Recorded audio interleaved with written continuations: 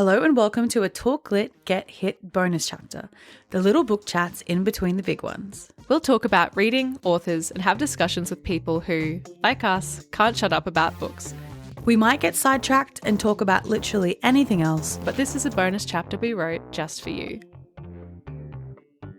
This bonus episode is our last episode for the year, and just like last year, we're on the piss, waxing lyrical about the year that was and talking lit and shit about a book of your choosing. The winner this time around, by popular vote, was Life and Death by Stephenie Meyer. Hello, Bridget. Hello, Laura. Bridget, would you care to clarify what on the piss means?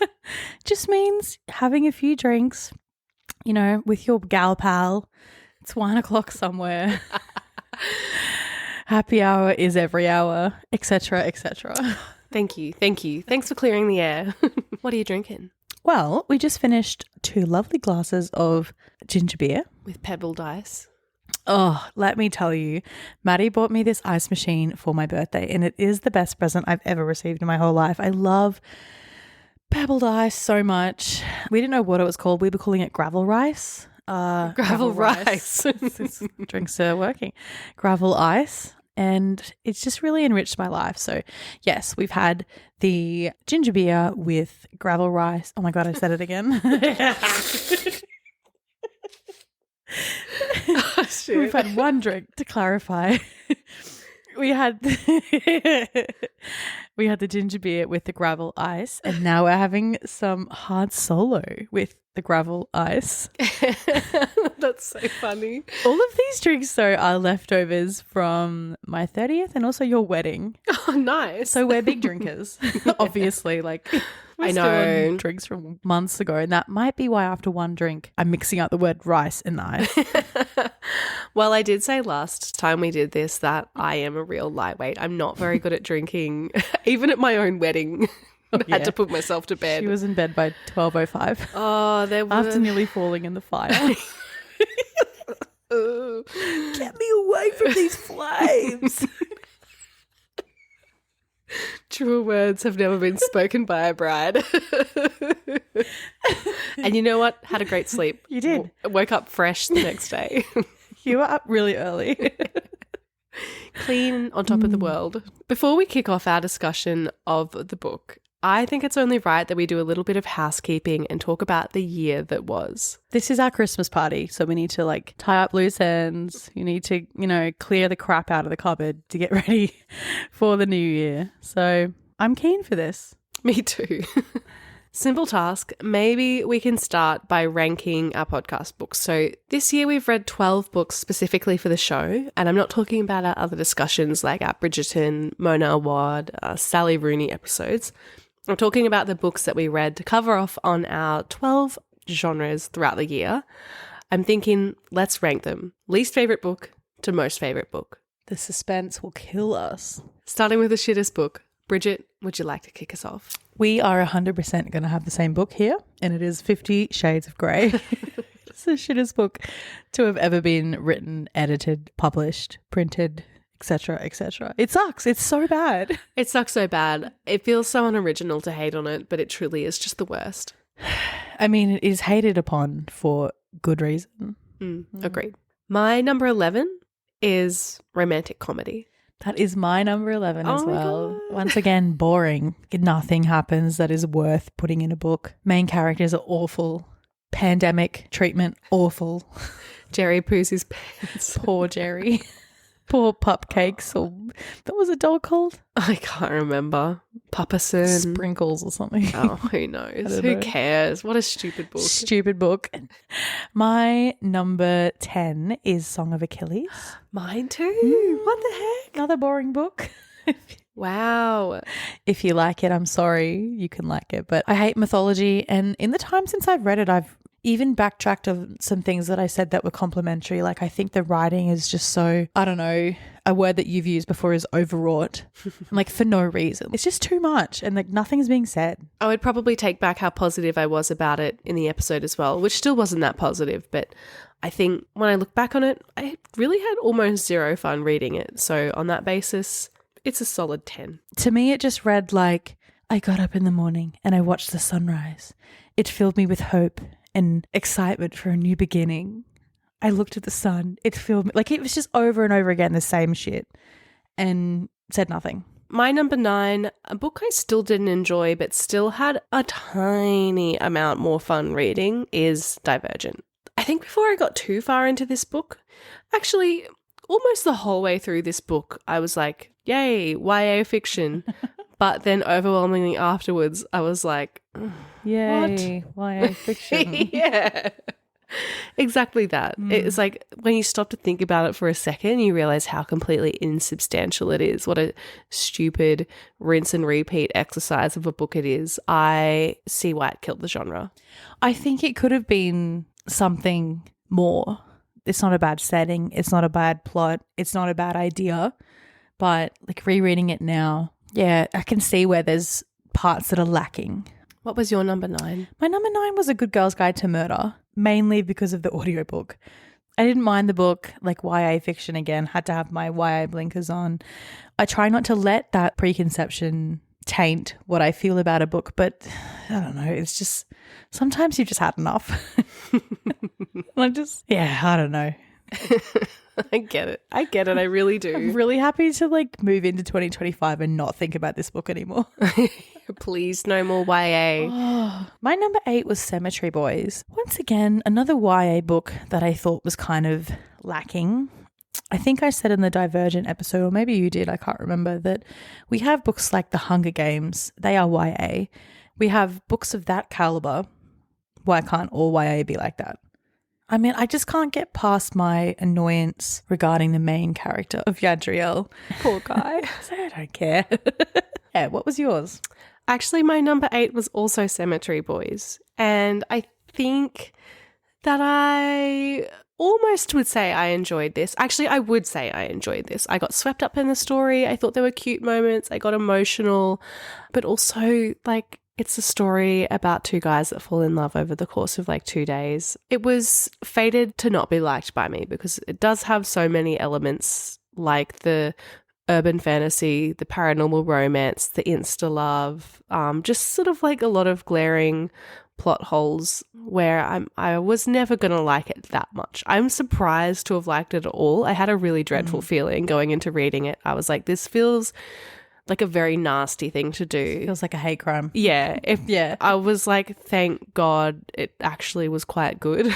Yeah, I agree. I'm all for diversifying bookshelves and, you know, platforming a diverse cast of characters and diverse authors. So I was really worried that I was going to hate this like I hated, I don't know, pick any of the other books. But I really did like this. And I think that just because it's number 8 doesn't mean that I think it's bad. It's just like in the middle, it's hard to differentiate between sort of like 3-star books. Same for me. So, yeah. Well, my number 7 was A Good Girl's Guide to Murder, and really the same as Cemetery Boys. It was a book that was fine. It was a solid 3 stars. It didn't compel me to read the rest of the series.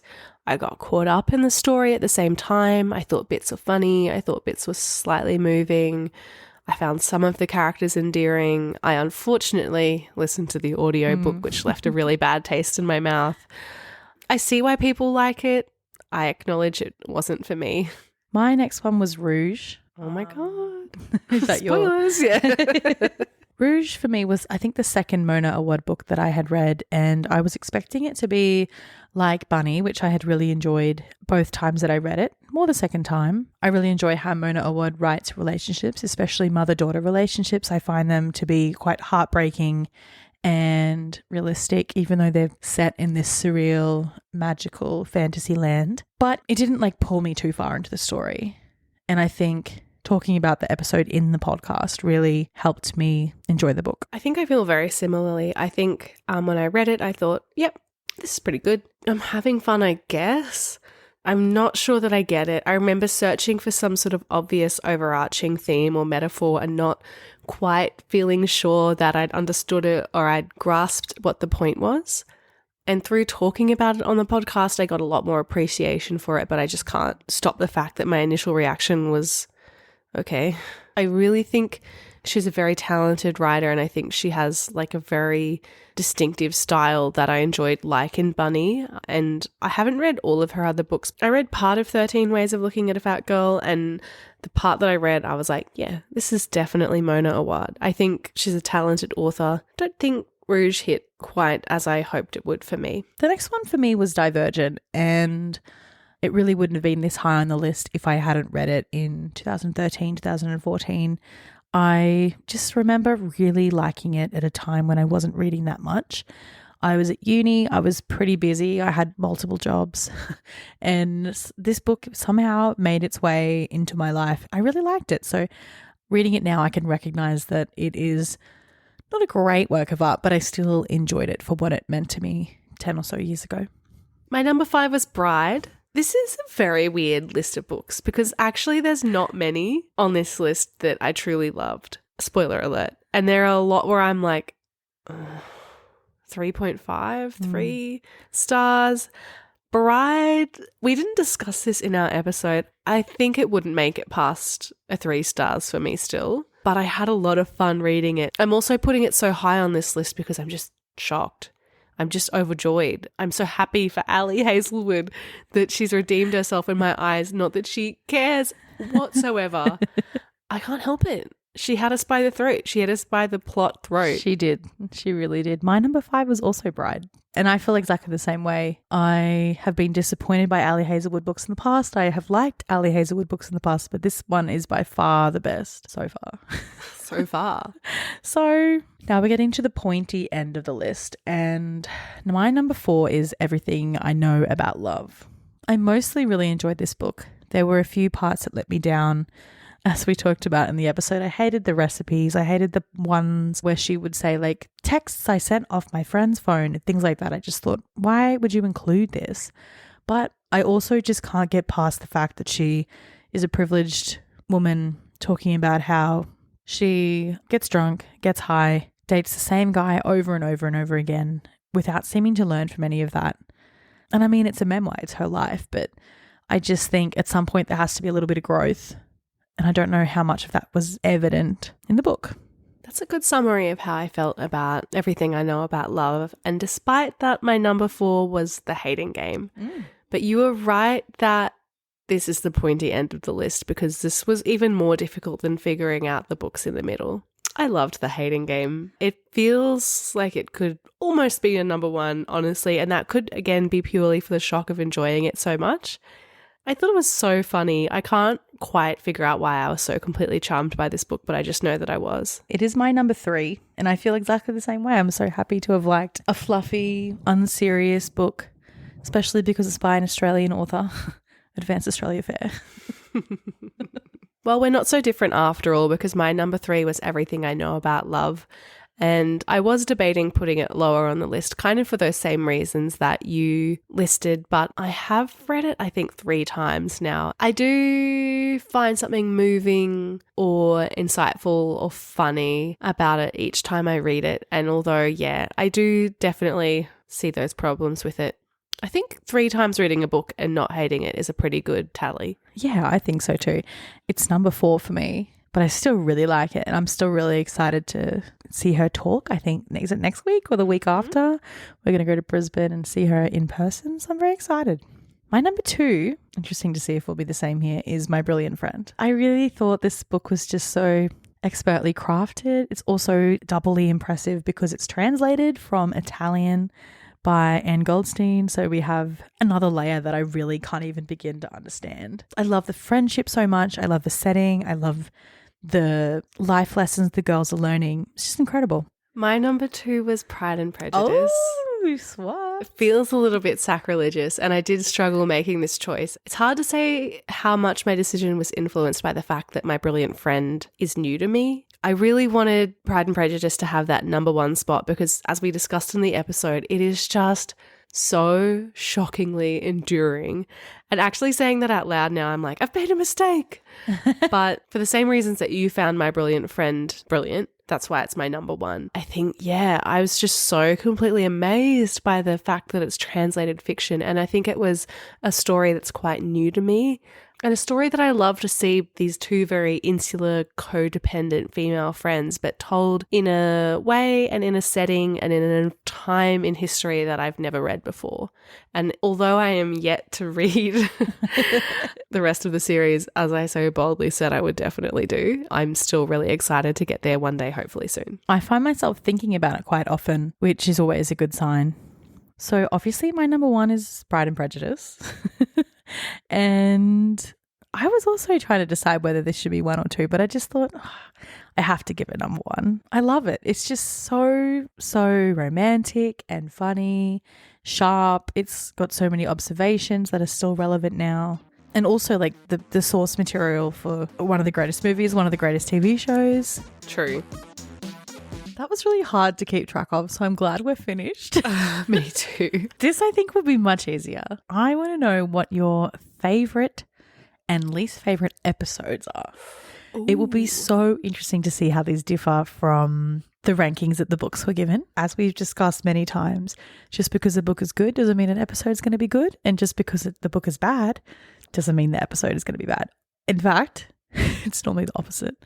So let's start with our least favourite, I think, to leave a bit of intrigue.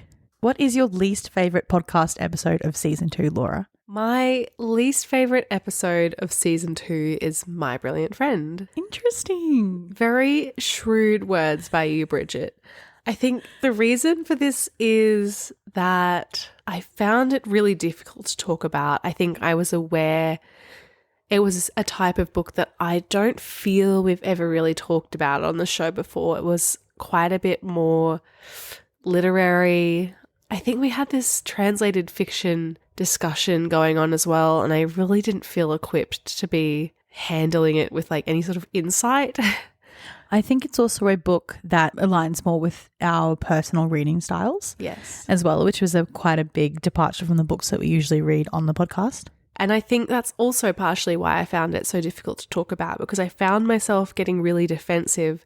And in my defensiveness, I felt like I just dominated that episode, and I felt like I was talking over the top of everyone, and I was not really saying anything that smart. I feel like I was just saying, I just like it. I just like it. It's hard to say because I've listened to it maybe 3 times at the absolute most, not including the editing notes. I just found it a really humbling experience listening back. I was like, this bitch does not shut up. It is so interesting because when I've listened to the episode, I really have never thought that once. So, you know, we are our own worst enemies. Oh, we really are. I always think that everything you say is like purposeful and smart, and you should always just say what you feel. You're very kind to me with your editing process as well. I think you know when to wrap it up. What's your least favourite, Bridget? My least favourite episode was the Song of Achilles episode. I really, really disliked that book, and I just found any discussion of it to be like honestly quite boring. I wasn't interested in doing any work to make it interesting for me. I just didn't like it, and I think that's okay to not like books. I think that's okay. I know that reaction where you just checked out. We've definitely had books that have made us irate in how bad they are. And there's ones where you're like, I just want to forget it happened. I feel like I didn't say much in that episode. And like, I mean, the truth is I didn't have much to say. So yeah, I just think if I listen to it now, I just am reminded about the book. That's not something that I want to be reminded of. How about your favorite episode of the season? My most favorite is the 50 Shades of Grey episode. And I don't think this will come as a shock to you. We recorded for 3 hours and I honestly barely drew a breath. I think normally when we do that, we're stopping and starting. We're faffing around. The neighbors are annoying. Yeah, there's like a dog barking. Yeah, there's a plane. There's a train. There's a car. Oh my goodness, there's a Jehovah's Witness. There's always some issues, but I don't think there were many interruptions in the 50 Shades episode. I think it was just pure spewing the whole time. We really were. It's such a funny episode. My partner, he's not an active listener of the podcast, but I think it's such a good episode and such a funny episode that the line, Anastasia, hold on, has worked its way into his vocab, and he says it to me on the reg. So I don't know if anybody says on the reg. I don't think that's going to catch on in They the do same now. way. Yeah, well, famous last words. But I remember how much fun we had making that episode, and I have so much fun when I'm listening to it. So I hope it translates. That is also my favorite episode. Surprise, surprise. I thought it might be.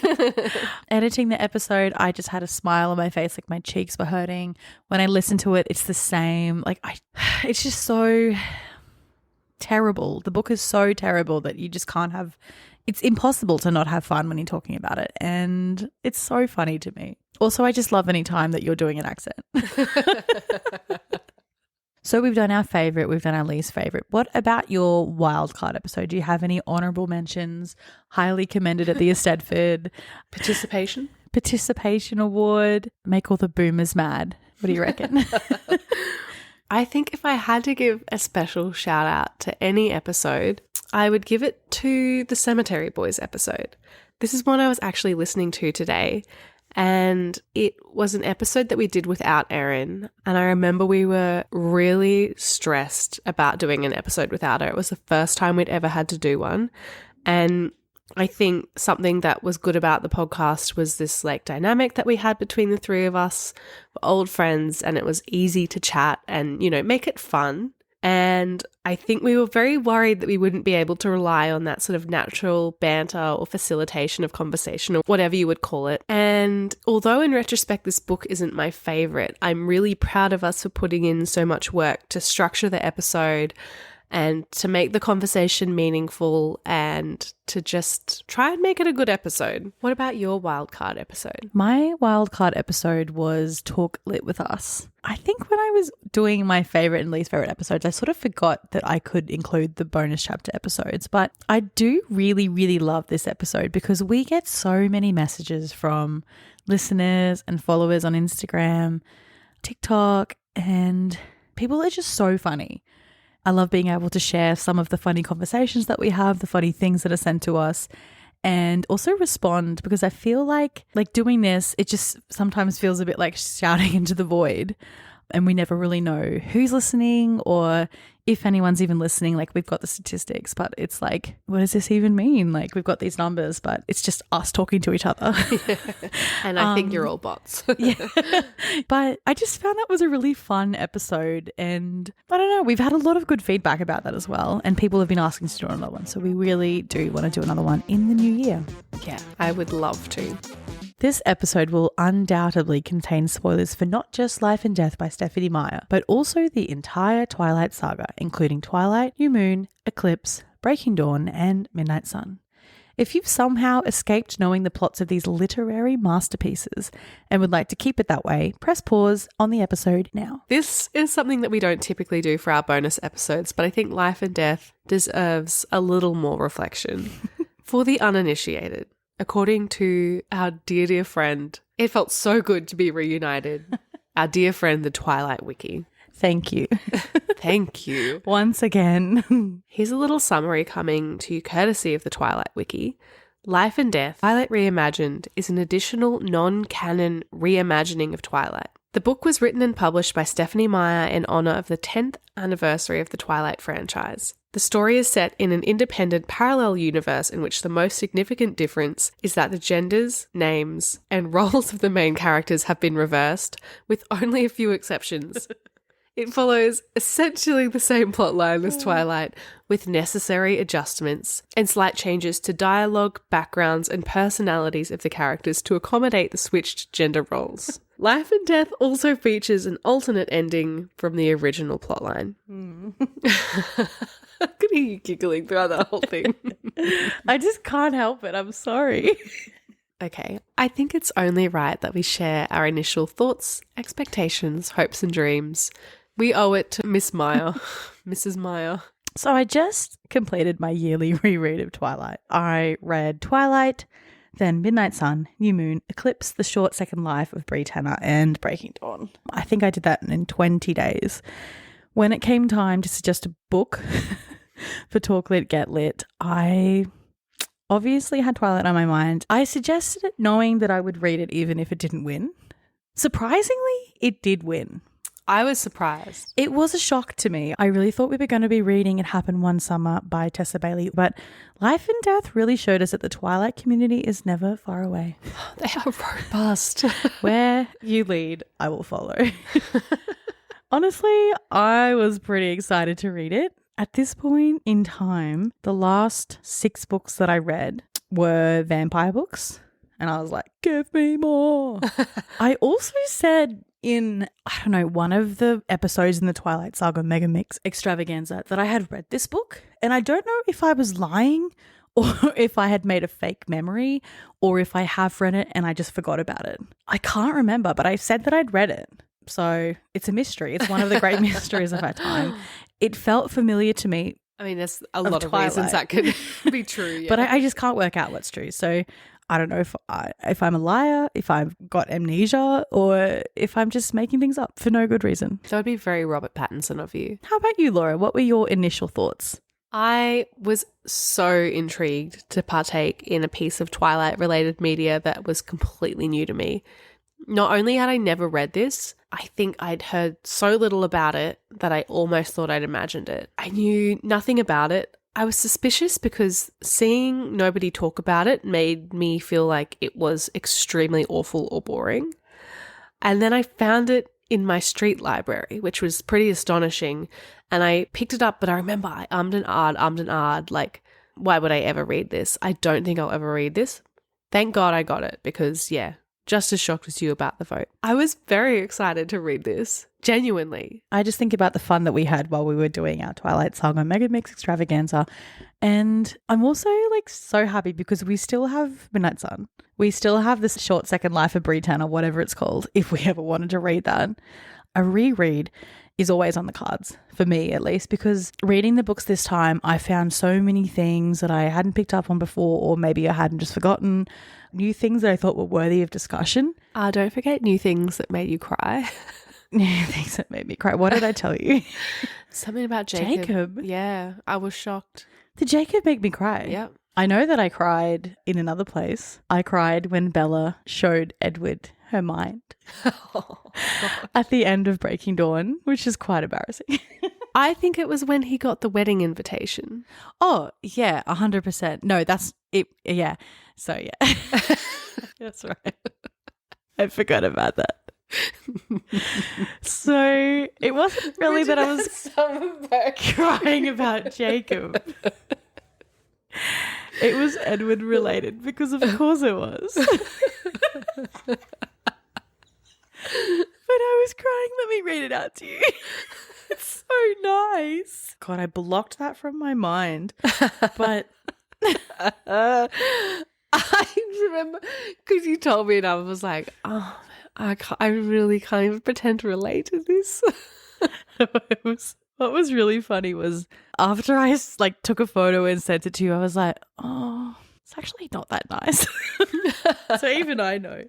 Okay, so this is the part that I cried about. It's when Jacob has opened his wedding invitation. It's a note from Edward and it says, Jacob, I'm breaking the rules by sending you this. She was afraid of hurting you and she didn't want to make you feel obligated in any way. But I know that if things had gone the other way, I would have wanted the choice. I promise I will take care of her, Jacob. Thank you for her, for everything.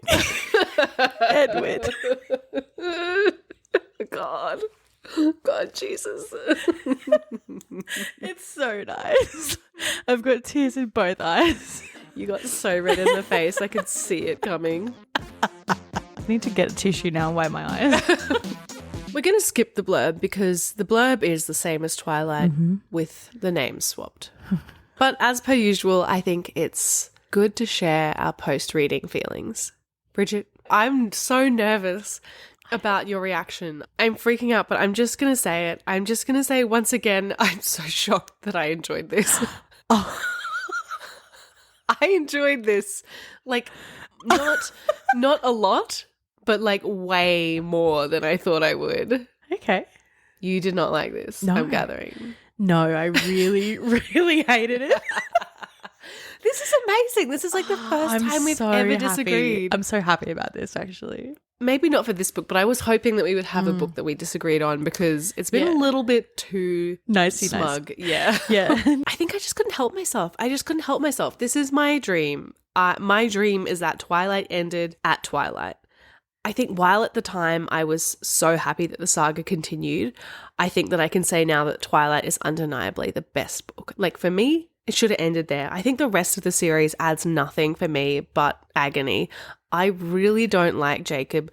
At the end of the Twilight Saga Mega Mix, when we were ranking all 4 of the books, I was like, I really don't care that much for any of the others. I know I did at the time.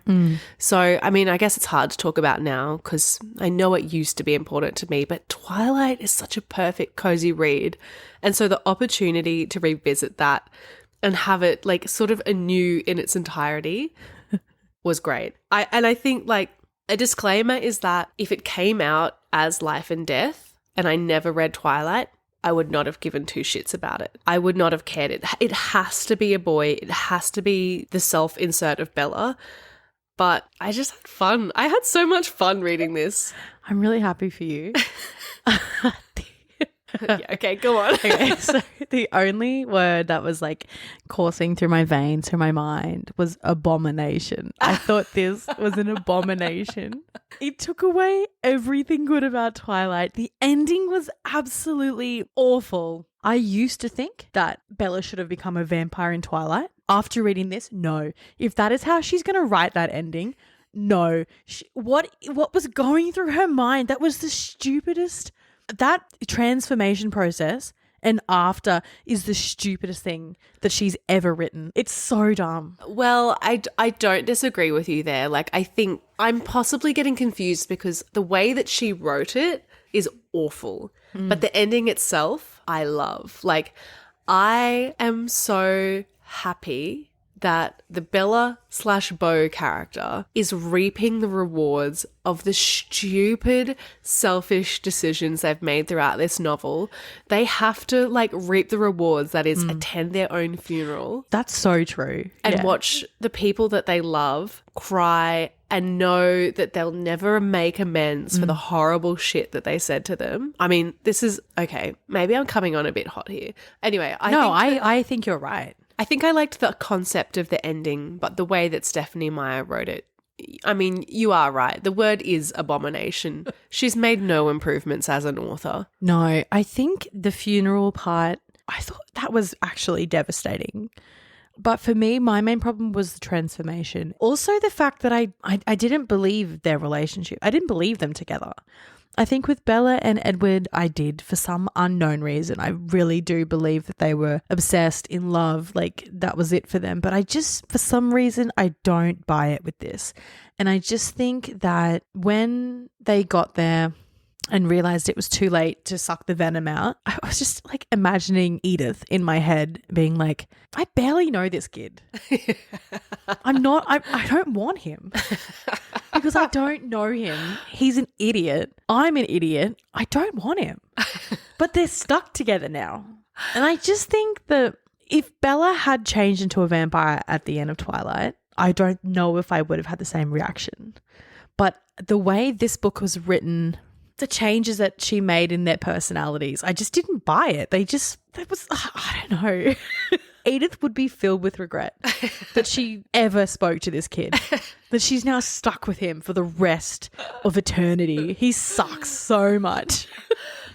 I'm hearing what you say and I don't disagree with it, but I actually can't shake the feeling that I had so much fun when I was reading this for whatever reason. I think them not making sense together is something I was ticking over. And I was thinking about it some more when I was listening to our Twilight episode and we were talking about how nobody has ever looked after Bella.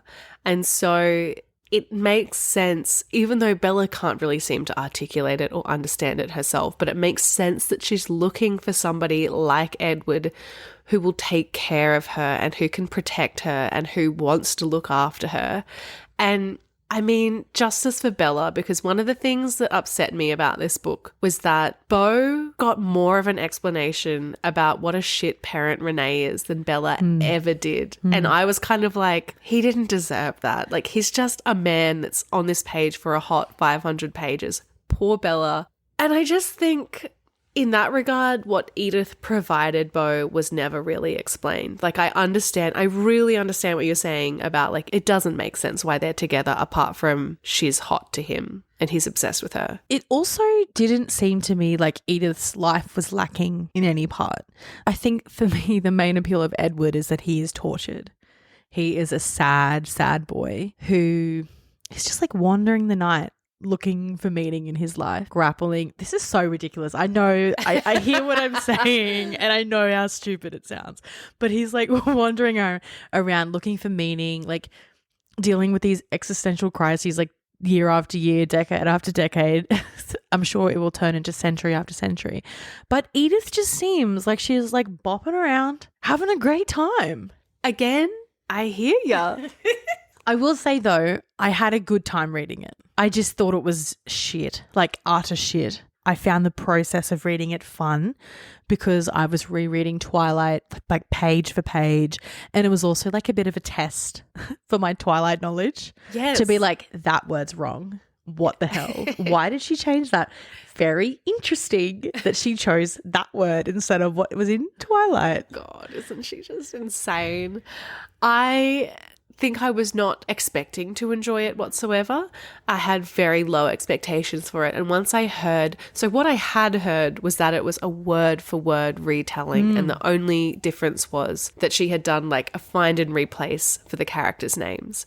And so I was just like delighted to be finding these little tiny differences in descriptions, elaborations on small moments, like different justifications or like reasonings around things. So I think that it was like a little spot the difference. And it was fun. Yeah, that was what I enjoyed. Like, do I think it was good? No. Would it stand on its own? Not at all whatsoever. And I think before we get way too carried away, we need to backtrack a little bit and talk about the foreword that Stephenie Meyer put at the front of this book. It took me a very long time to make it past this. I don't know how many pages. Not that many. It's not that long. There was so much in there. Riches. Thank you, Stephenie. So in the foreword, first and foremost, Stephenie Meyer is wanging on about how she hasn't released Midnight Sun and how she's so sorry that she hasn't released Midnight Sun.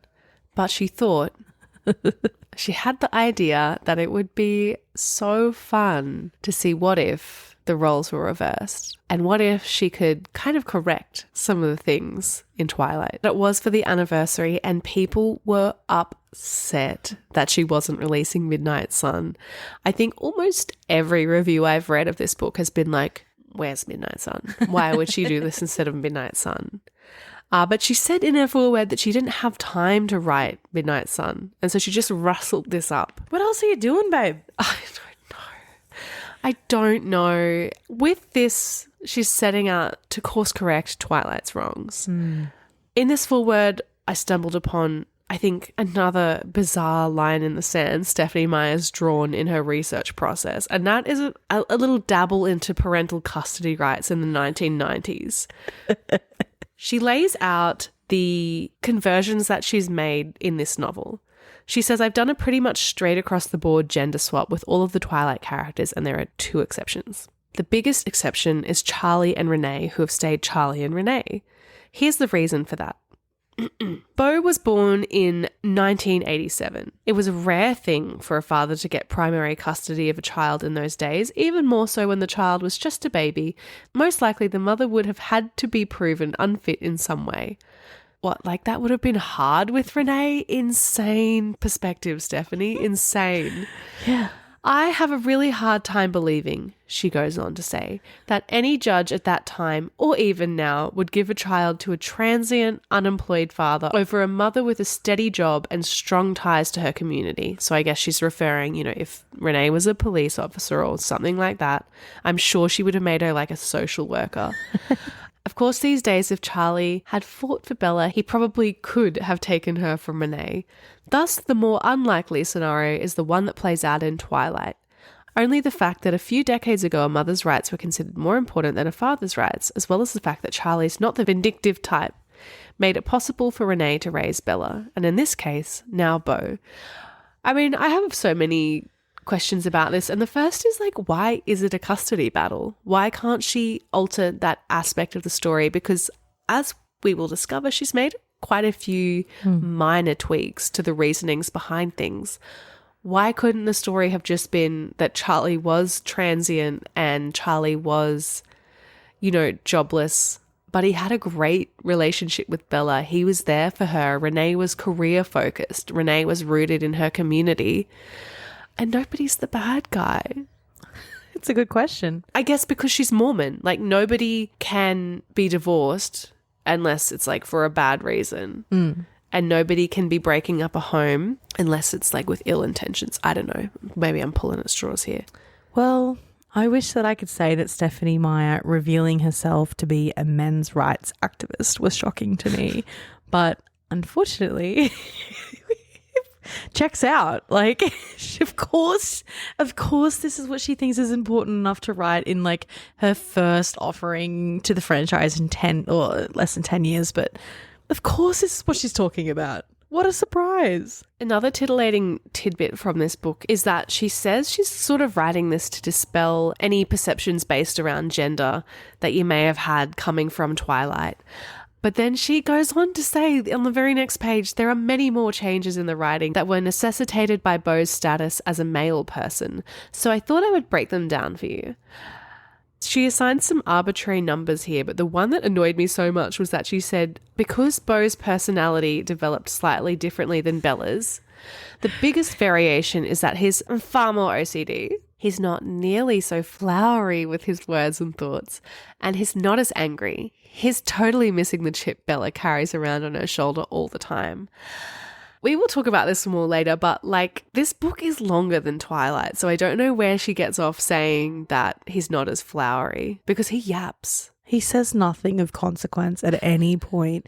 And I mean, this year I really have gone on a journey. Like, first I've read 50 Shades of Grey and I've like, I'm sorry, Bella, for every bad thing I ever said about you. But now I'm feeling so defensive of Bella because Stephenie Meyer hates Bella. And I think it's because she's a girl. Like, the word choices that she has changed has made Bella seem like a vindictive, bossy bitch. And Beau is just like happy-go-lucky. He is like so chill. He's so cool. And poor Bella is just trying to live her life. And Stephenie is so mean to her. So who would have thought, honestly, that 2024 I would have been defending Bella? Like, this time a year ago, I hate Bella. Sorry, it's changed.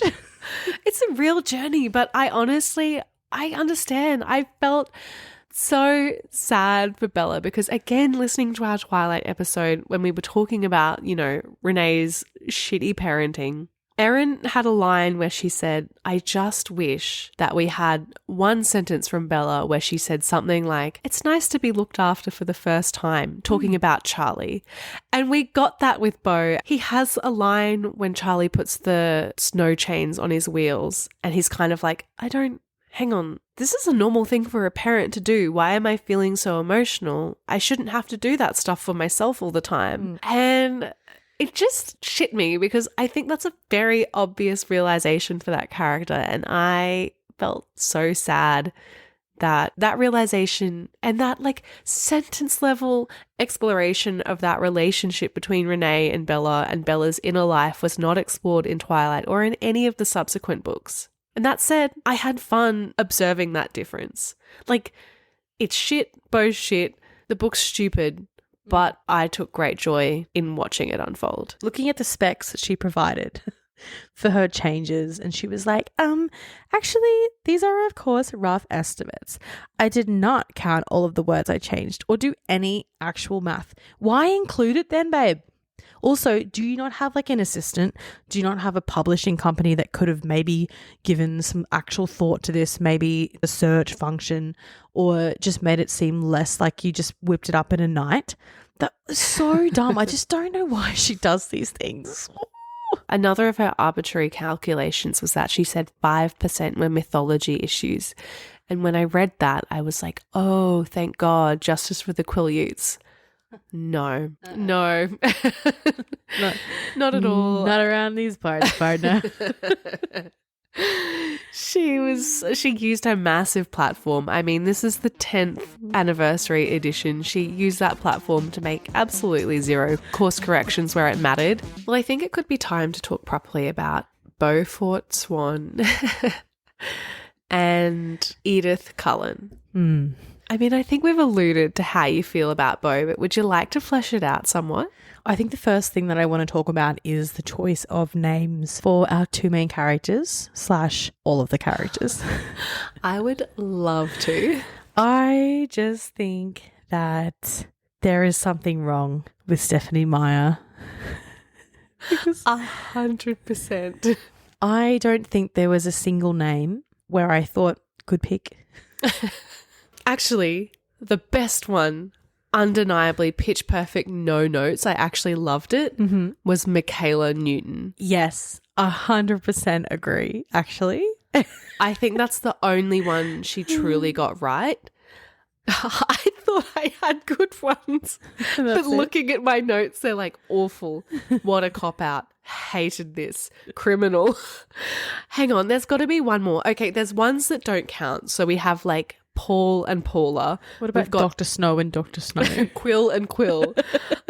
We had Sam and Sam. Like truly, truly lazy ones. Tyler and Taylor. So those ones, they are in my past. They don't count. Michaela is perfect, and then the rest, like, we'll be discussing that. What did you think? I definitely agree about Michaela. Maybe Logan and Lauren. Yeah. Logan is sort of like a, antagonistic bad boy, I guess. I think before we get stuck into the rest of them, because, God, I could just talk about this all night, but if we talk about Beau and Edythe, it is so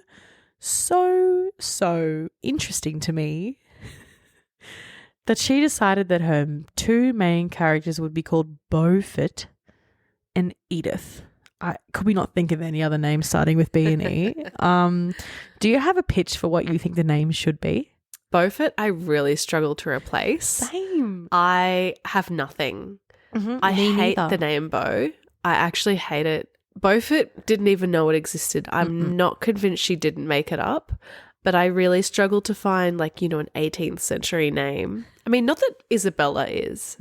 Well, I guess it's probably quite an old name that's had a very popular resurgence throughout our lifetime. But yeah, I had nothing for Beau. Did you? I was thinking that he did seem a bit like a Blake. The closest I came was Benjamin or Benedict. Yes. I thought was appropriately old-fashioned with a nickname that was more appropriate. I like that because I actually thought Bennett and then I thought, well, maybe not. It's an old-fashioned fancy name which matches with Isabella. And I think it's bland enough to be suitable for him. Yes, and it's a normal enough name to have those conversations with the teachers. No, Ben, it's Ben. Don't just call me Ben. I did have something for Edythe. I think her name should have been Elizabeth. Because of Pirates of the Caribbean? No, it was actually because when we got to the part where Bella would have been reading Jane Austen and Beau was for some reason reading 20,000 Leagues Under the Sea, and I thought Elizabeth. It should have been Elizabeth because it just matches. Edward, Elizabeth. I did a little bit of research. I think I figured out why she picked these names. Okay. When I Googled boys' names starting with B, the very first name that came up was Beau. The very first name. When I dug a little bit deeper, I found out that Isabella and Beaufort both mean beautiful. And Edward is an English given name. It is derived from the Old English word Ead or Ed, I'm not sure, E-A-D, meaning wealth, fortune, or prosperous, and Ware, meaning guardian or protector. And when I Googled Edythe, it means the same thing. So she has just Googled the original names, found feminine, masculine names that match, and replaced them. So I just don't understand why she did this. I just think there's so many normal names she could have picked. And then that's without even taking into consideration the names of the Cullens, which I think after Beaufort and Edythe were the worst. Yeah. So Carlisle became Corrine. They just didn't fit together on the page whatsoever. Alice became Archie. Emmett became Eleanor. Esme became Ernest. That's the word. I lost my shit every time I read that one. And it's just like I'm so unfamiliar with the name Ernest because who this side of the century is named Ernest. Every time I saw it, I was like, Ernest. I could not wrap my head around it. Jasper became Jessamine Oh, or Jessamine. yuck. Possibly one of the worst. Rosalie became Royal. And then, although not a Cullen, I think this one needs to have a mention. James became Joss.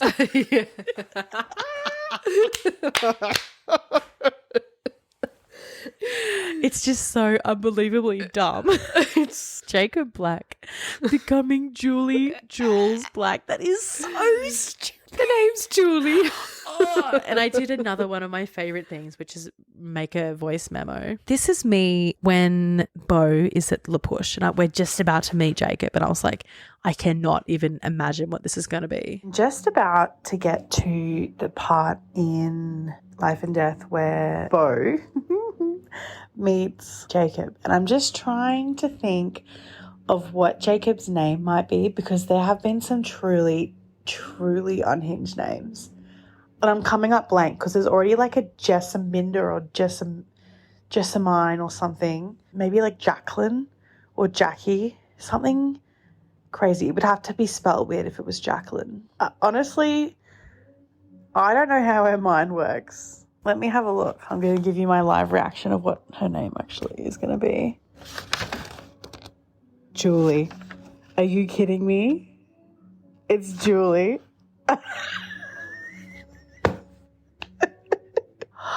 I hate this book. It's just so ridiculous that she chose him to be called Julie. It's a spunky little 15-year-old character. Hey, Jules. Oh my God. 40-year-old tuck shop worker. I mean, I know she had to get the Jacob, Jake, Julie, Jules thing, but like also just don't. Jay was a tricky one. So you asked me if I could think of better names, and Jay was really tricky because we had Jasper as well. And there's not that many good ones that start with J. No. But I think she could have found something better than Jules. Angela Weber and Alan Weber was also pretty bad. I think it does sort of match the characters though. I mean, it does match. But also, what high school has students named Alan? I did try to come up with better names and it was pretty hard. I'm not going to give Stephenie any grace on this, but Archie Cullen, I think it was like a pretty good fit for the Alice character, but I think it's a bad fit for this universe. And I think the Archie character, it's too like bratty rich boy. I think it's a good fit for the name Alice. I couldn't really think of anything better. The only thing I could think of was like Ambrose, but I think that's too noble sounding. I couldn't think of anything for the rest of them. So, I mean, I do understand that it is hard. I thought maybe like Celeste for Carlisle or Camille for Emmett. Maybe like Everly or something that's like a bit more like a potential for upbeat. June for Jasper. It's like a bit southern. Yeah, that's a good one. Esme, I mean, Ernest made me laugh the hardest. I just, what a loser. Also, Ernest seemed like a big loser. He really because did. Esme is a big loser, but like listening to them describe this man called Ernest the same way that Esme, like it just seems like Ernest would have crippling anxiety. Not saying that people with anxiety are losers, but he just seemed like he would be like cowering in the corner in the mansion. I was looking at a list from the Twilight wiki and it was pretty explicit with the characters' names, and the one that cracked me up so much was in Twilight there is a character called Orlando Calderas Wallace. I saw this too. And in Life and Death, her name is Gangster Woman. Fully sick, bro. Also, that's pretty messed up. Like if Stephenie's taken time out of her day to assign like a vaguely Latin American sounding name to the thug that tried to like abuse Bella. That's the guy, right? I guess. I don't know who else he'd be. Who finds out this info? Arena? I think it might be a Midnight Sun. Oh, okay. Because Edward gets Carlisle to go and drug Orlando and drop him off at a police station a few states away because he's wanted for many crimes. So that might be where they find that out. God. I think an honourable mention to not just Joss, but also Victor for Victoria. We couldn't go with Vincent. I think that's like slightly, threatening. It is like, it's a hard one again with the V's. Royal Hail, the only blessing of this was that it made me think of Lucky Blue Smith for whatever reason. And again, I think that's a good visual for Rosalie's inverted character. I just thought it was a bit of a disservice to Rosalie because it just reminded me a little bit too much of Royce King. Yeah. Like it was just too similar to her horrible ex-fiance. And I just thought, once again, Stephenie treating the female characters like trash. Well, there's so much of that in this book. Like, so many of these inverted scenes have implications either beyond, like, you know, what's on the page or for the rest of the series, which I know doesn't exist in this instance. But, like, for example, Stephenie's sort of resistance to the concept that the same violence that can be done to a woman can be done to a man. There's 2 instances of that in this book. And the first is, like you were saying, Rosalie's backstory. So Royal's character isn't raped in the same way that Rosalie's is. I honestly can't remember what happens. I think he's just beaten up by I think it's like a rival gang. Yeah. His nasty, conniving wife's secret lover. She was in on it the whole time. There's no trauma with the baby. And then likewise with Bella. When we got that scene, the first scene when Beau's getting off the plane at the airport and he bumps into that random person and almost has a bit of a biff. When that was happening, I was like, what? Why are we? What is going on? Yeah. Shock horror, later in the novel, he stumbles upon him. It's Beau's version of Bella's near, I think it was implied that Bella was about to be raped. Or maybe it was more explicit than I remember. But that can happen to a man too.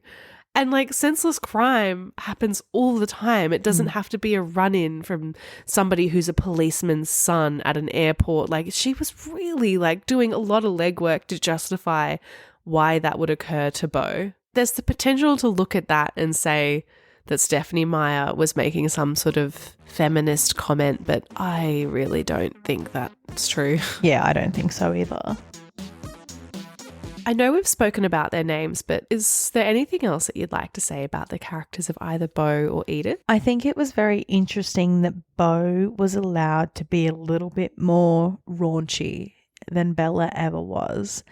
And I would also like to say that in making him a little horny teenage boy, he creeped me out. I just hate the way that Stephenie Meyer writes male characters. When he was talking about the roll of Edythe's hips and the raunchy towel around the waist scene was weird. When they were cuddling at one point, it was implied that he had a boner. And I just think Bella was starved for so long. Beau gets 50 pages in a book and he's already hey, do you think we're going to have sex? Once again, poor Bella. Yeah. He was creeping me out and I think he was boring. He did know he was boring though, which made it a little bit easier to bear. And I also just think that Renee is 100% a boy mum. Yes, she's got a bumper sticker and everything. When Beau made that comment on page 4 about how Beau could use Renee as a mirror when he's shaving, I was like, ew. Gross. What did you think about Beau? I really didn't have any strong feelings about him. I read a review that said that Beau was too feminine. He was ridiculously feminine and it was unbelievable. He was too feminine to be believed. I didn't think that he was feminine whatsoever. And I didn't feel particularly creeped out by him. I just felt kind of embarrassed by him. I felt sorry for Bella again in a slightly different way because I think one of the things I was wondering as their relationship progressed was how would Stephenie Meyer handle the perception that Edward's behaviour towards Bella was almost predatory in a way, in the way that he had so much power over her, both physically and emotionally. And he held all of the cards because he was like 117 years old or however old it is. Would those conversations and that understanding be the same with the gender roles flipped? And I think instead what we got was this character of Edythe, who I liked Edythe on her own. Like, I would love to read a novel about Edythe, and I would like to talk a little bit more about her later. But Edythe was like this chill, cool girl. She was way more comfortable with sex and sexuality than I found Edward to be. And like, yes, I think Beau was a creepy little teenage boy to a degree. Like, I guess I didn't think about it too much, but I think that's because Edythe was like just way more calm with it.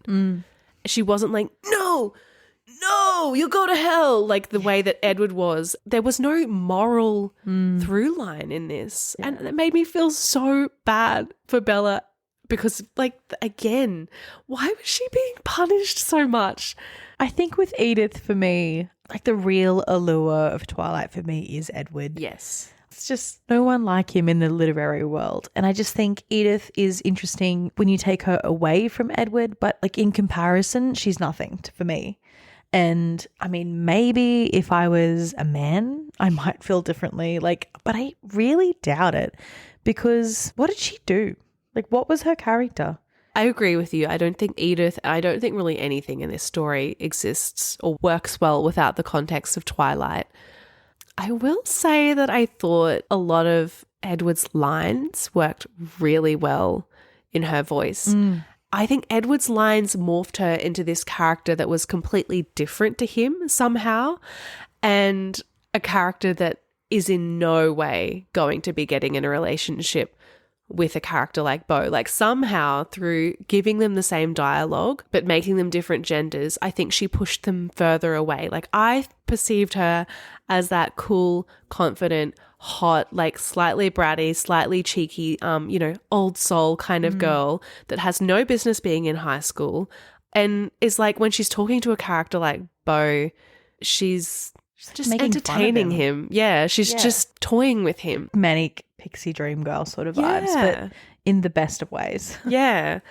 I think what you were saying before is absolutely right. Like, they're not compatible in the same way that Bella and Edward are compatible for her. It's that thing where you see like a really hot, cool girl with just the most average guy and you're like, why? You can do so much better. Yeah. And that's what I was getting out of it. So I don't think, like, it's not aspirational in the way that Twilight is whatsoever. Who did you picture them as? Like, did you have any point of reference for either of them? Yeah, I did. Like, initially, for some reason, I was picturing him as Shawn Mendes, and that was pretty upsetting. I got over that pretty quickly, and then I have no imagination, so I pictured him as Logan Lerman, and I pictured her as kind of like a yassified Emma Watson. How about you? I pictured him as the boy in that Jennifer Lawrence movie, like No Hard Feelings or whatever it's called. Like gangly, not unattractive, but like awkward, pimply, gangly, a teenager. That's how I pictured him. And I think for her, I sort of pictured her as Haley Steinfeld's character in The Edge of 17. Bit less grieving, maybe, but that same sort of, I don't know, like witty, like sharp sense of humor. But I'm not 100% sold on that. I was also wondering how like the strength and physicality of a vampire would manifest in Edythe from the perspective of a teenage boy.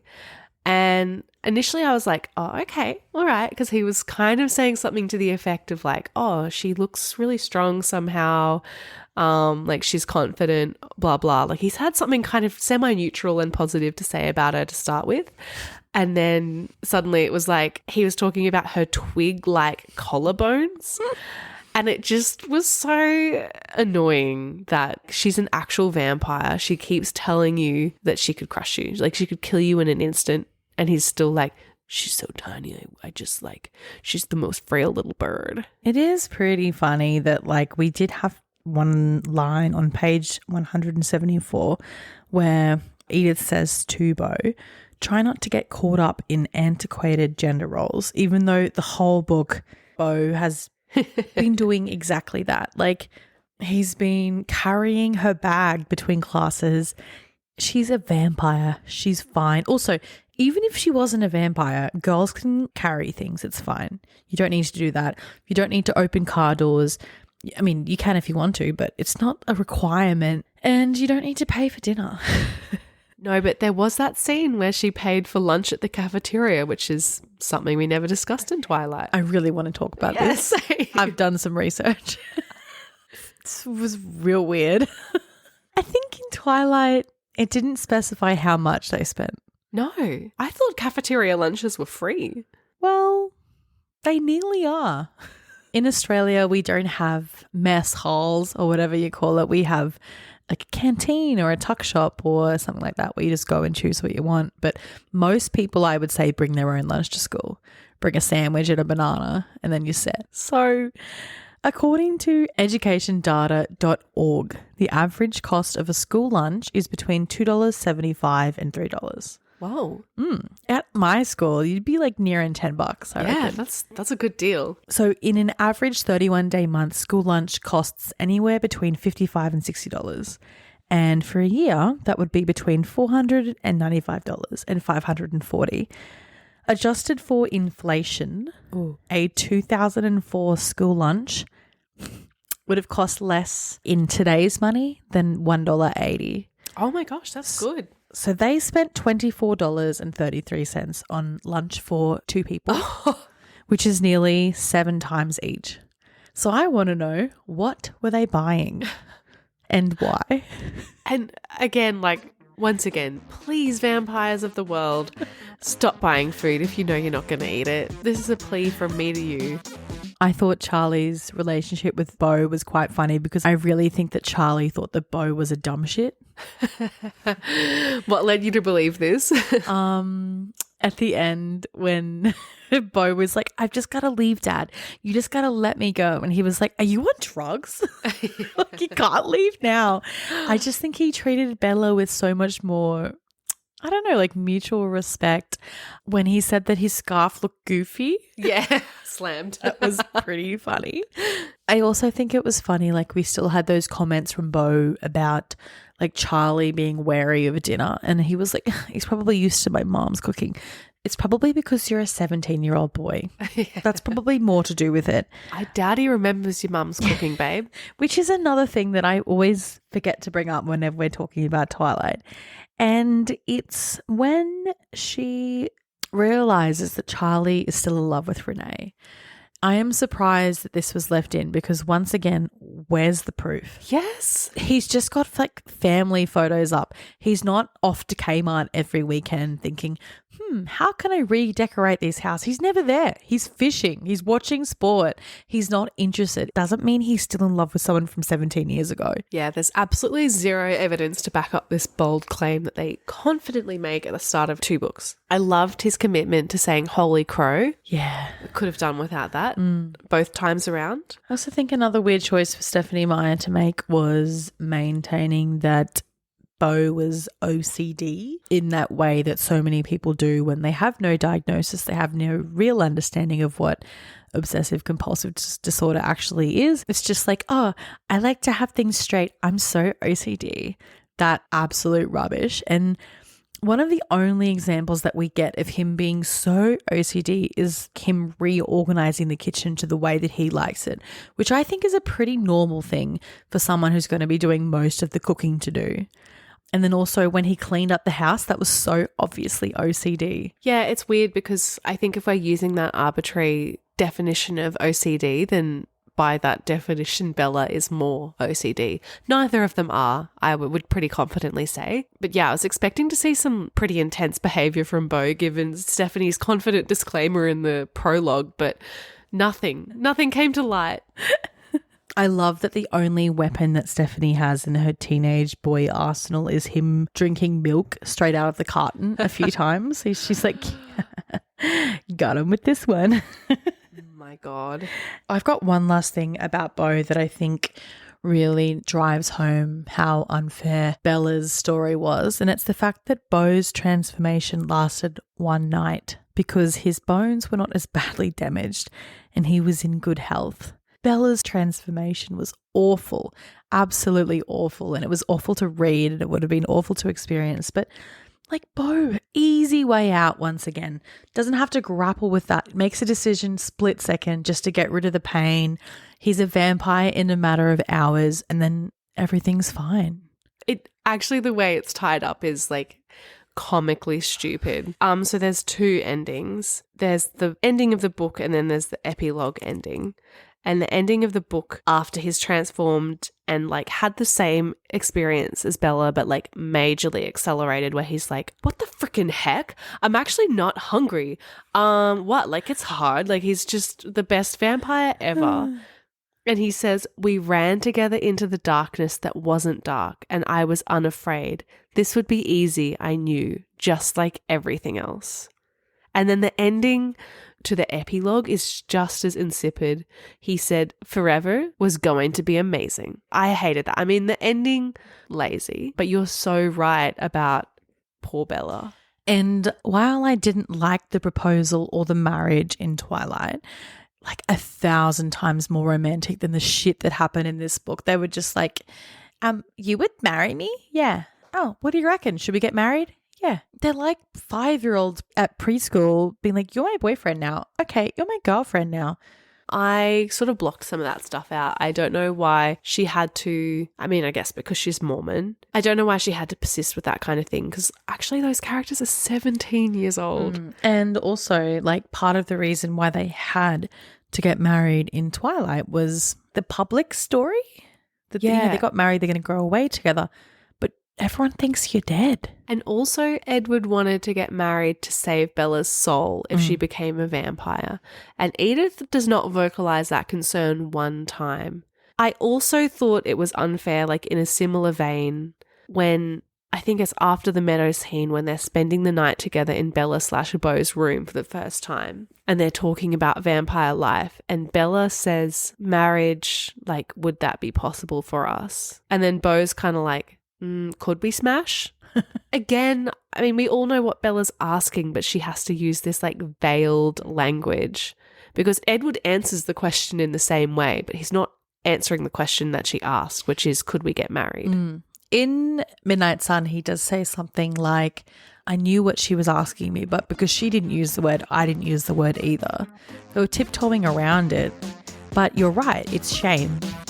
I know I kind of talked before about how I'm happy that Beau had to watch his own funeral and live forever with the knowledge that he's put the people that he loves through this due to his own stupid actions, which I think before reading this book is something I probably would have said I would have liked to see for Bella.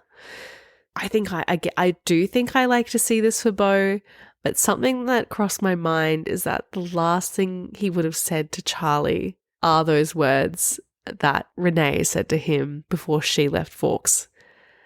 And I don't think enough time was given to that. Like, I mean, the whole ending was rushed, but that's pretty heartbreaking. I don't think so either. And I also don't think enough time was given to the guilt that both Charlie and Renee would feel that their only son was found burnt out over the side of a cliff or something. It's horrific. It's horrific. And it was glossed over like, we've just got one more stop to make before we can go on to our little slice of forever. Sorry, real quick, just got to watch my funeral. It was really giving, wow, so many people. Yeah. And there weren't that many.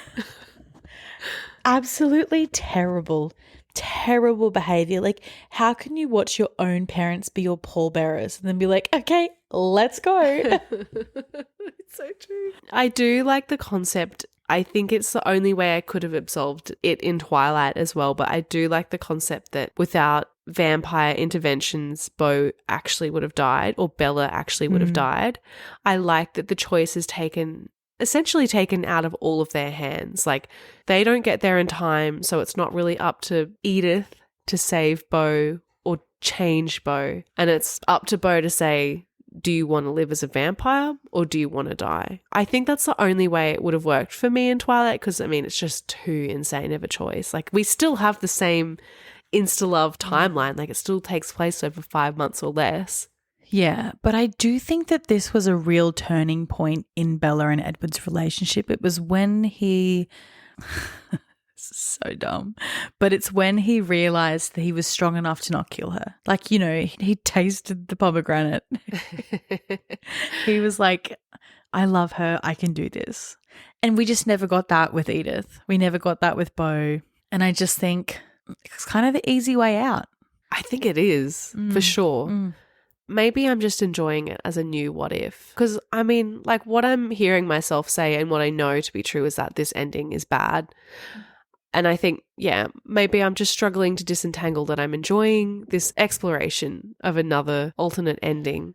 I also liked that, you know, beyond this point, although she's so annoying, I do like that it gives Bella more leverage in their relationship or more determination. I don't know. I think she finds her voice and is like, nah, you know what?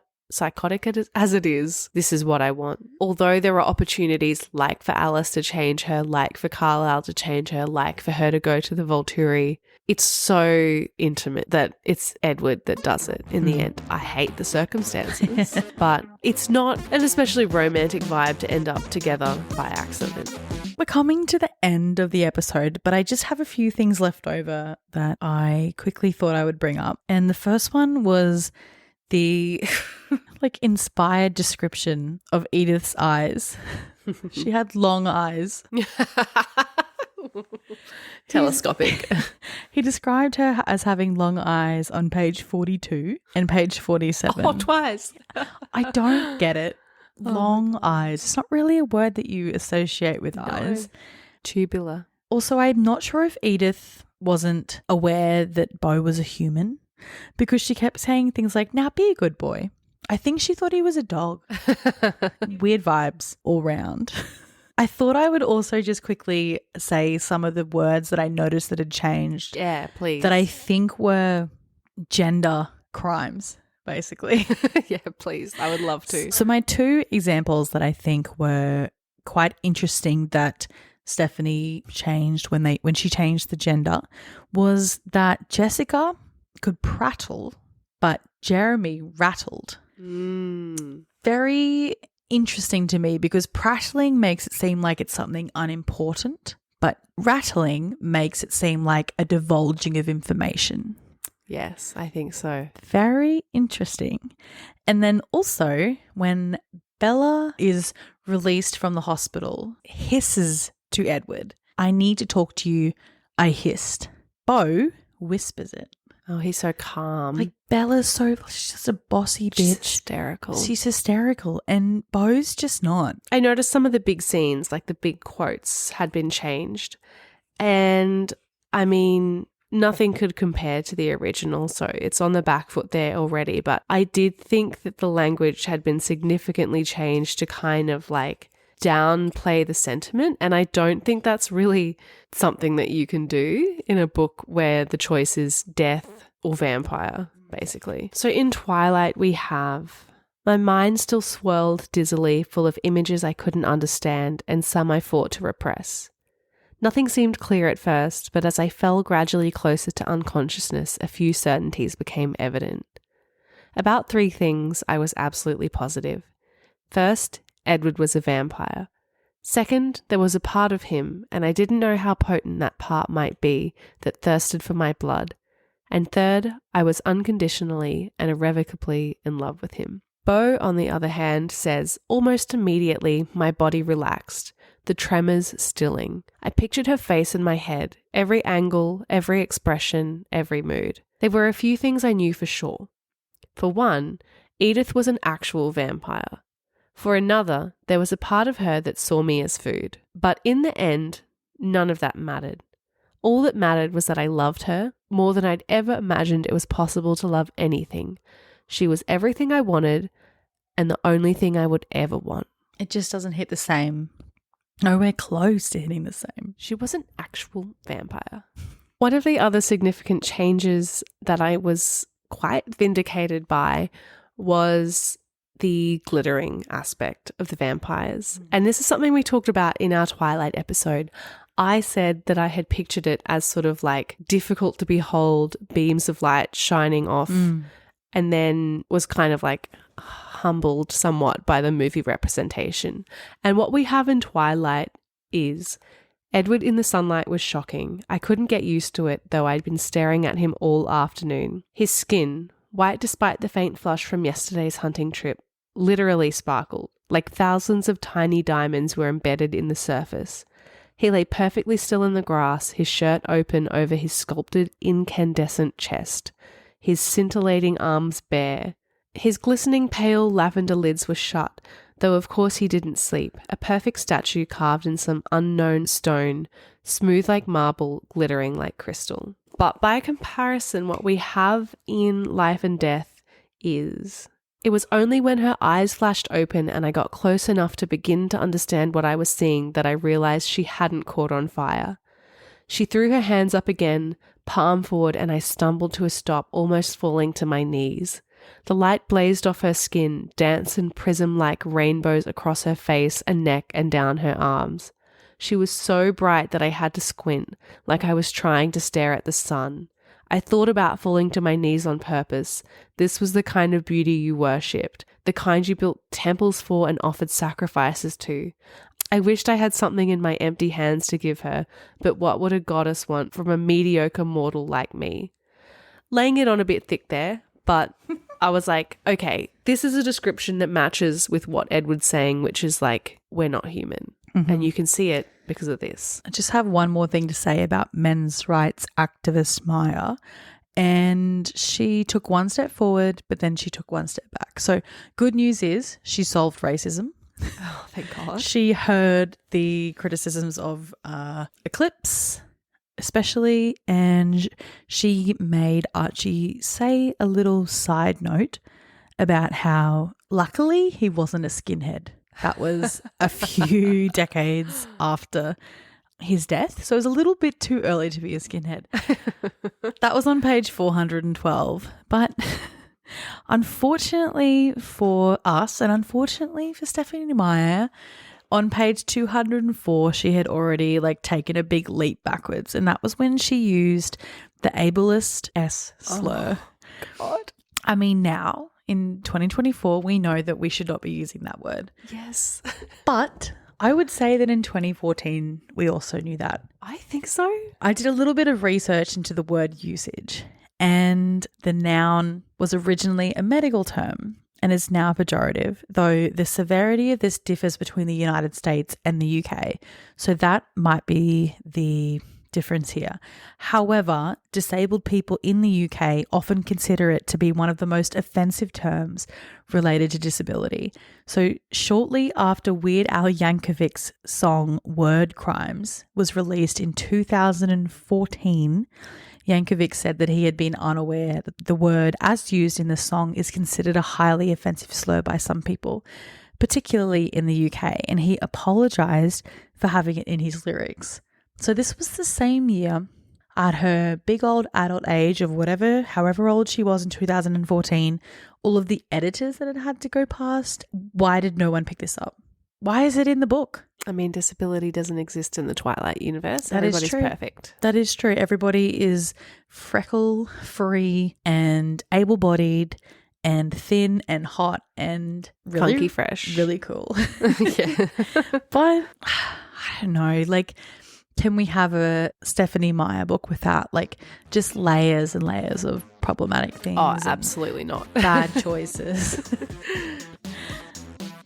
So one of our favourite parts of our Twilight Saga Mega Mix extravaganza last year was getting to experience the joy of combing through Stephenie Meyer's playlists for each of the books. And unfortunately, Life and Death does not have one. So we have taken it upon ourselves to compile a playlist. The first song I have is a song that I think Beau would be listening to upon arriving in Forks, and that is Seven Nation Army by the White Stripes.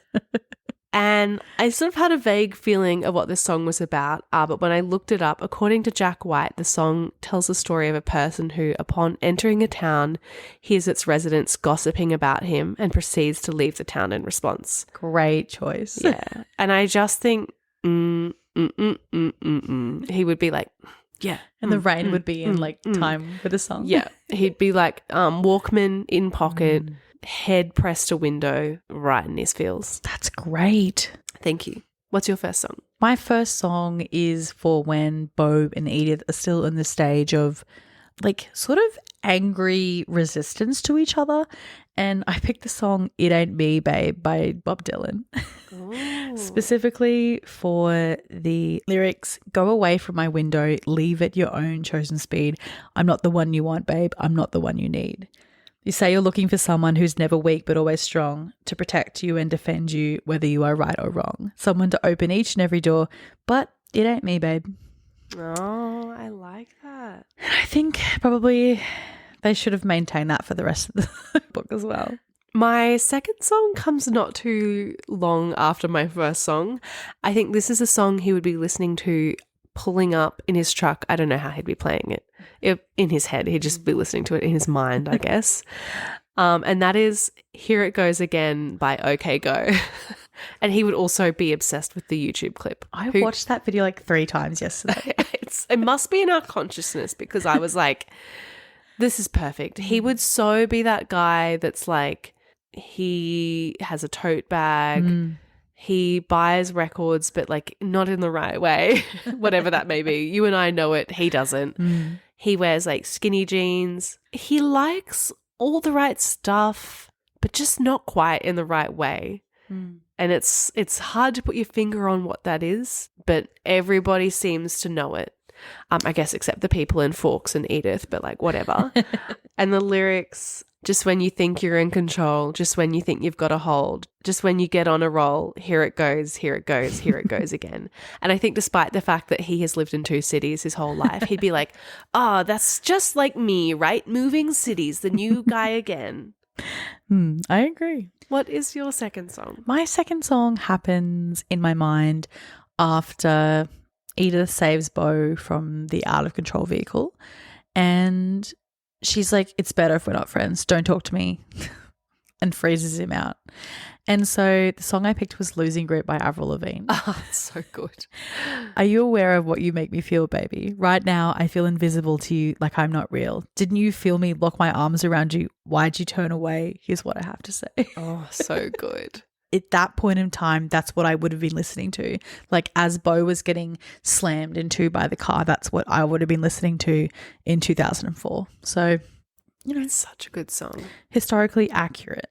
I didn't really have any songs that weren't for Beau, I have to say, but my third song that I had was one that I think he would be listening to once he starts dreaming about Edythe. And once he's fully lost in the sauce, it would be Everywhere by Michelle Branch. And it's one, again, that he's listening to like deeply in his feels. He's maybe singing it a little bit in his mirror. He's belting it out in the car. 'Cause you're everywhere to me. And when I close my eyes, it's you I see. You're everything I know that makes me believe I'm not alone. I'm not alone. I've always been unclear about whether this song is religious or not. I think she is religious. Okay, that tracks because this, I mean, it seems pretty explicit. And I think with Beau being like, she's like a goddess, I think that tracks. My next song was also from Beau's perspective. I was sort of imagining him wishing that Edythe would stay with him and also like make him into a real man. I've been waiting. I picked Good Night and Go by Ariana Grande, especially for these lyrics. One of these days you'll miss your train and come stay with me. It's always say good night and go. We'll have drinks and talk about things, any excuse to stay awake with you. And you'd sleep here, I'd sleep there, but then the heating may be down again at my convenience. We'd be good, we'd be great together. I just think he'd be like, persuasive. Please, Edythe, please have sex with me. Kind of in the same vein, actually.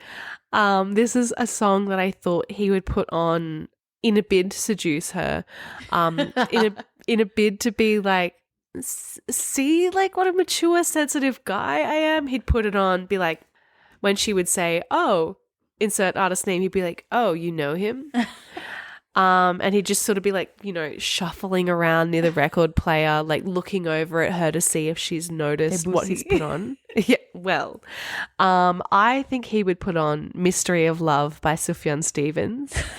And he'd be looking so meaningfully at her. Oh, to see without my eyes the first time that you kissed me.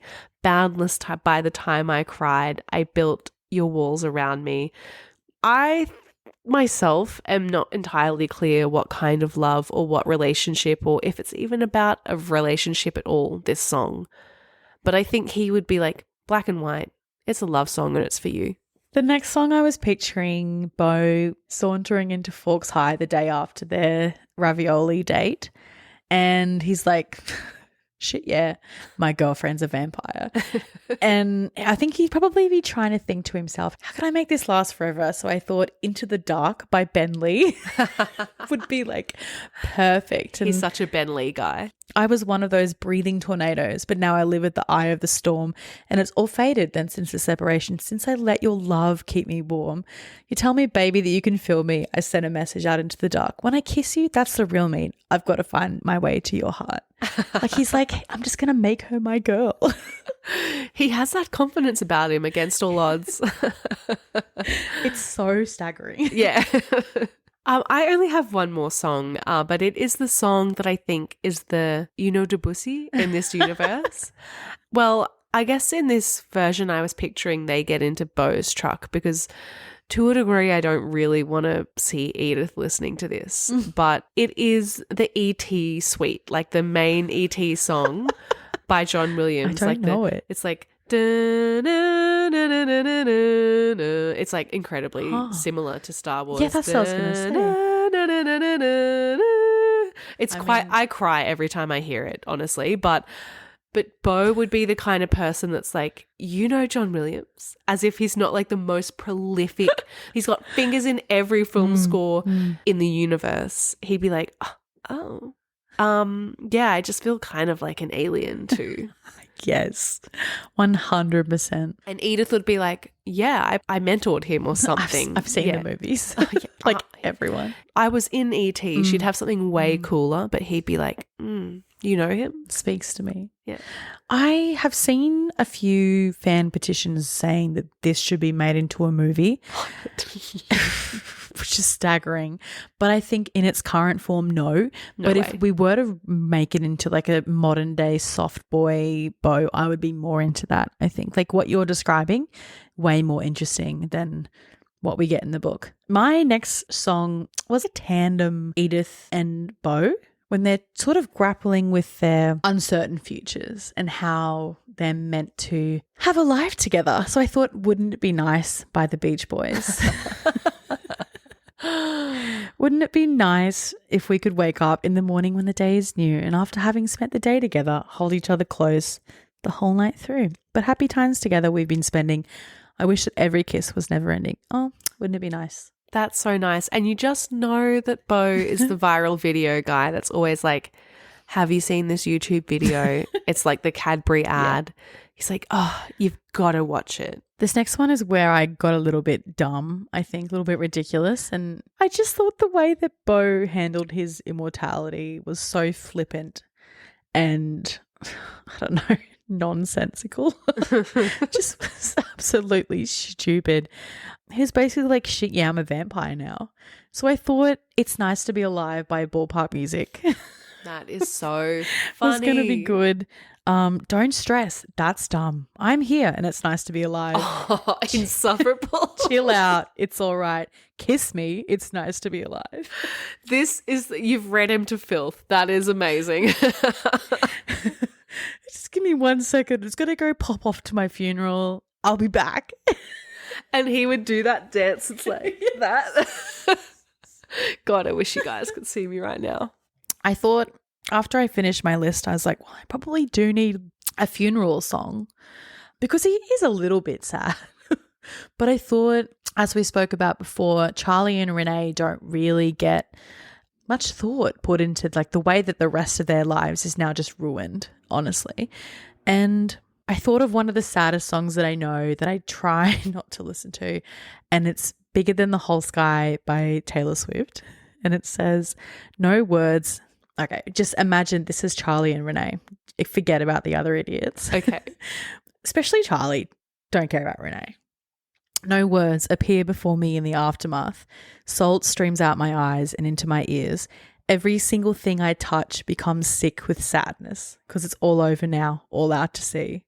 Goodbye, goodbye, goodbye. You were bigger than the whole sky. You were more than just a short time.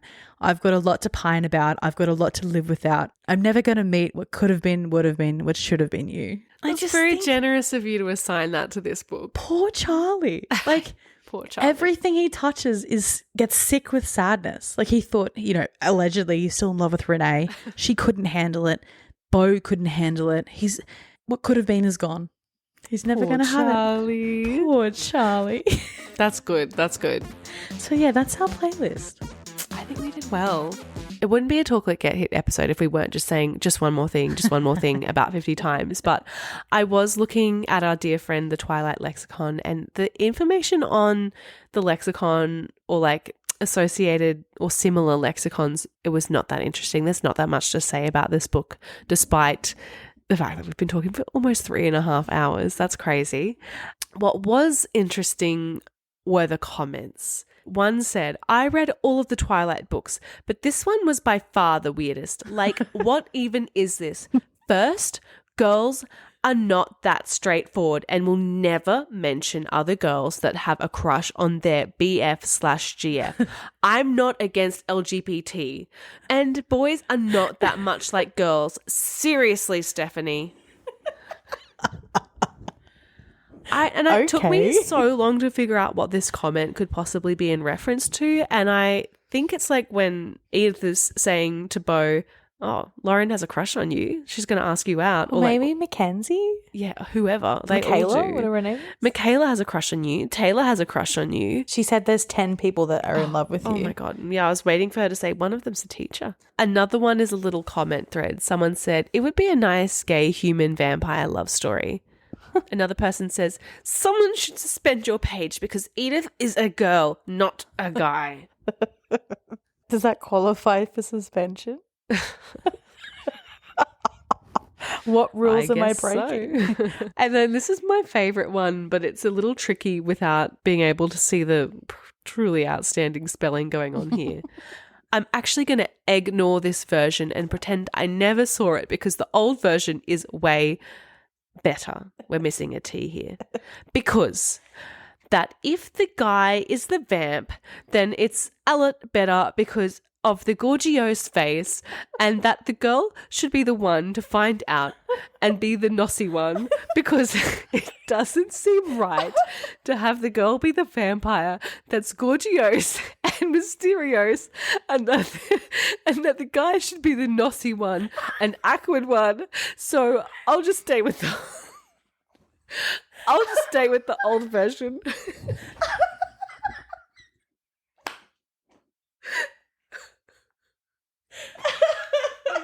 Okay.